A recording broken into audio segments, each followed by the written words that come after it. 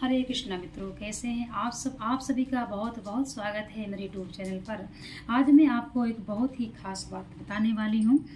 आज मेरे मन में यह विचार आया कि सुंदरकांड और हनुमान चालीसा सभी पढ़ते हैं, परंतु इसका कुछ जो नियम है शायद वह आपको पता हो या ना भी पता हो, इसलिए यह बात पर मैं आज चर्चा करने वाली हूँ।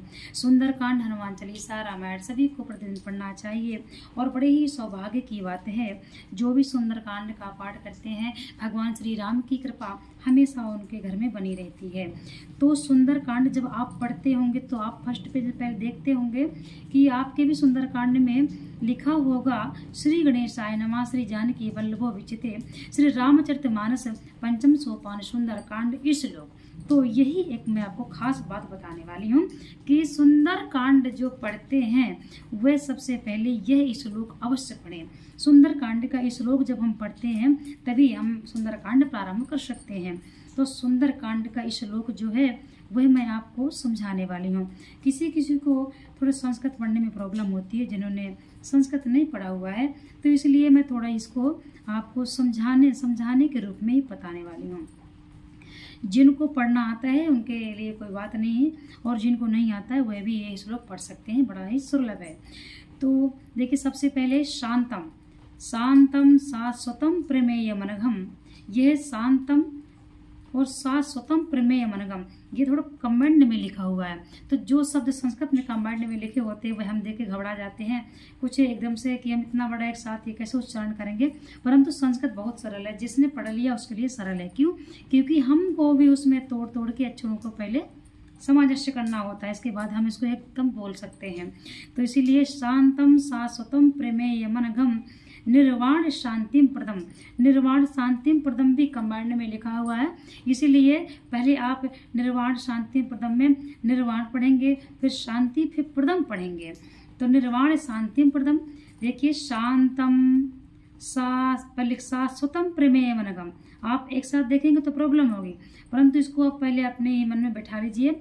शाश्वत अलग है, प्रमेय अलग है, मनगम अलग है, ये हमने इसका आपको बताया। तो आप इस तरीके से इसको समझिए, फिर आप पढ़िए। यदि आपको इस तरह से पढ़ना है, शांतम शाश्वतम प्रमेय मनघम निर्वाण शांतिम प्रदम। देखिए, हमने इसको तोड़ के पढ़ा। अब एक साथ पढ़ेंगे, शांतम शाश्वतम प्रमेय मनघम निर्वाण शांतिम प्रदम, ये हो गया।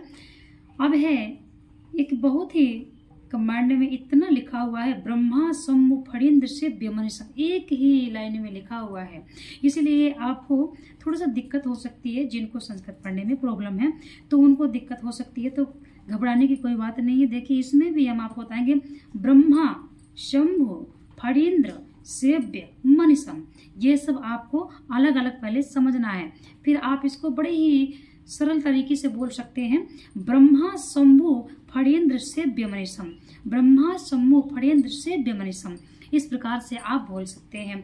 वेदांत वेद्यम विभुम, वेदांत वेद्यम विभुम, फिर है रामाख्यम जगदीश्वरम, रामाख्यम जगदीश्वरम सुरगुरुम माया मनुष्यम हरिम वंदेहम करुणाकरम रघुवरम भूपाल चूड़ामणिम। सुलभ है, परंतु दो चार ही ऐसी लाइन है जिसमें थोड़ा सा आपको कठिनाइयां हो सकती हैं। अब देखिए, हम इसको एक साथ पढ़ने वाले हैं, तो एक साथ कैसे पढ़ना है। शांतम शाश्वतम प्रमेय मनघम निर्वाण शांतिम प्रदम ब्रह्मा शंभु फणीन्द्र सेव्य मनिषम वेदांते वेद्यम विभुम रामाख्यम जगदीश्वरम सुरगुरुम माया मनुष्यम हरिम वंदेहम करुणाकरम रघुवरम भूपाल चूड़ामणिम। इस प्रकार से आपको ये एक साथ पढ़ना है। देखिए, पूजा पाठ में जल्दीबाजी अच्छी नहीं होती है, इसलिए आप थोड़ा पढ़िए, परंतु बहुत ही आराम से पढ़िए। इस तरीके से नहीं पढ़ना है कि आप जल्दी जल्दी पढ़ेंगे जैसे कि लाठी लेके भगवान को दौड़ा रहे हैं। इस तरीके से ना ही श्लोक पढ़ना चाहिए और ना ही चालीसा पढ़ना चाहिए, और ना ही आप रामायण या आप श्रीमद् भागवत गीता पढ़ते हैं, कुछ भी आप पढ़ते हैं तो बड़े आराम से पढ़िए।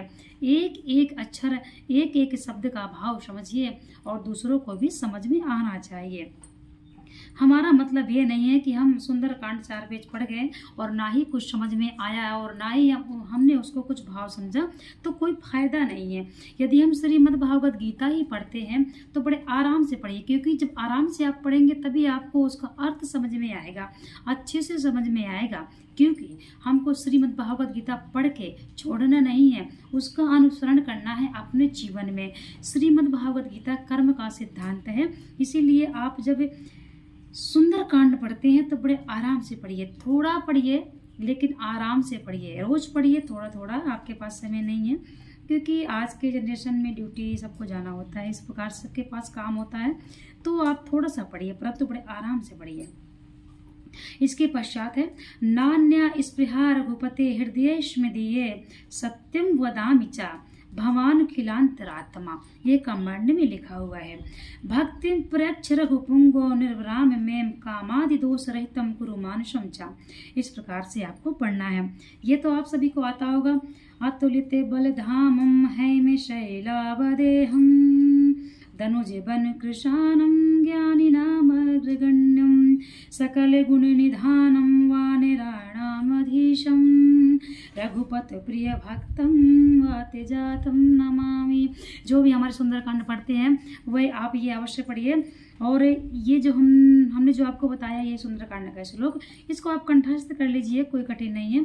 और फटाफट आप जब ड्यूटी वाले भी हैं जिनको सुंदरकांड पढ़ना है, थोड़ा सा पढ़ना है, तो इसमें कोई समय लगने वाली बात जैसी नहीं है। आप इसको कंठस्थ कर लीजिए और 1 से 1.5 मिनट के अंदर आप इसको आराम से कह सकते हैं। इस प्रकार से हमने बात करी सुंदरकांड के श्लोक की।